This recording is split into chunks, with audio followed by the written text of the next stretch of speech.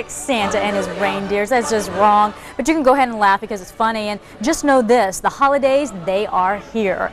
And like a scene out of the National Lampoon's Christmas Vacation, there are many things that could really stress you out. The relatives, the list, the schedules, the places that you have to be.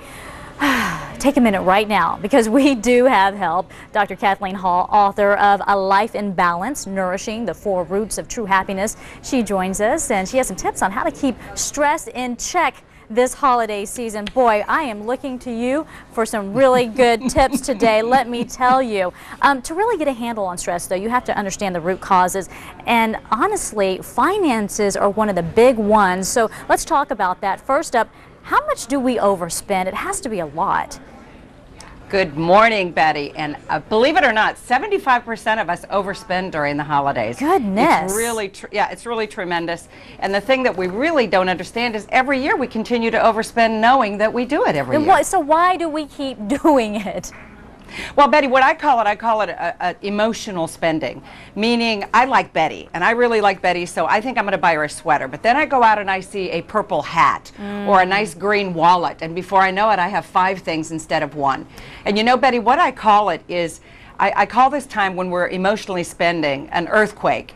And remember, after big earthquakes, there's a tsunami. So I call the credit card debt that trails later in January, February, March, and April, the tsunami that's going to hit you. Right. You know, another thing that I kind of fall into the trap of, everyone wants to try to get those lists done early. So you spend early on, and then when the holiday season comes, you want to buy just a little bit more. So you're festive, you're in that holiday mood, and there you go. You're overspending just like everybody else. So I don't. Right, Betty. What's the solution then? What do you do? Well, think of it as cost centers. Okay, so the 3 basic cost centers are going to be the gifts you give for people, the holiday meals, which are a really big expense, and your travel expenses. Think of them as cost centers and keep a folder. Sit down as a family, talk about what your plans are. Please remember, stress is caused by no planning. Stress is caused by the unknown. The minute that you sit down with your family or your friends and you sit there and have a strategy, have a plan, you reduce your stress almost immediately. All right. What's the strategy for this, though? Dealing with your family during the holiday season, because that can make you want to pull your hair out. That's it. You're right. Bite your fingernails, pull your hair out, because you're going to see Aunt Sue, who's going to keep telling you, you know, if you just lose some weight, you could find a boyfriend. You know how it works. Okay, here's the deal. We know there are certain stress centers in a home. So when you know people are coming over and family's going to be there, number 1 is the refrigerator. Make sure you mark food. Make sure you mark things that are going to be used for a meal so that there's no fighting over that. Also, make sure that another big argument center is the bathroom. I know it may seem silly. Really? You know, make sure that people limit it to 10-minute showers, have 10-minute breaks between showers so people can get in and out of the bathroom. Do you really tell your family that? If they're coming over, they're staying with you, you put a little note up, 10 minutes only, and you're out of there?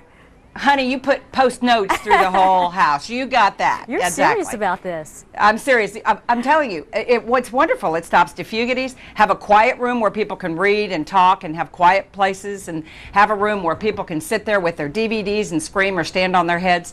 Because really, a lot of arguments happen from this irritation of knowing that you're going to spend a week, 10 days with these people, and people don't have boundaries.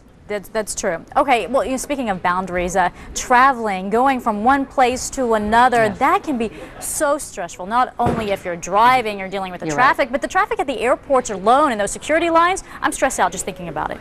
I know, Betty. 32 million of your best friends, right? Exactly. Okay, again, here we have with a plan. Number 1, please take things that comfort you and your children, be it a shawl, a blanket, a toy for your kids. Also food. You don't know what the lines are going to be like at the food places. They don't serve food on airlines much anymore. Please make sure that you take nourishing food that you love that will nourish you. Another thing, please remember, it's a plan. See if you can register online before you get there. Another thing is, please remember the wonderful spiritual practice of surrender. When you get to that airport and a manager moves you over in a line where there's 20 people to get through security, smile, take a deep breath, and realize that there are millions of people traveling, and so everybody's one human family for this moment, and just surrender to the situation. Just pack your patience. Okay. That's right. We appreciate it so much. Thank you so much for your time today. Thanks a lot, Betty, and have a stress-free holiday. Yes. Happy holidays, Dr. Kathleen Happy holidays Hall. to you.